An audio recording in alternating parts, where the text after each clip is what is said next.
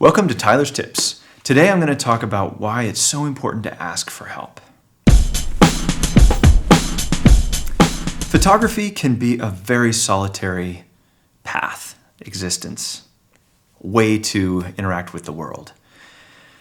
And as a result of that, often we get in a mindset where we have to figure this stuff out on our own.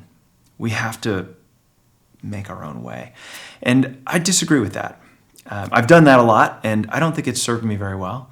I've also asked for help a lot, and boy, that has helped me out so much. So much. Not only that, it's led to some incredible friendships, and it's given me opportunities to work with other photographers in a mentorship-mentee situation.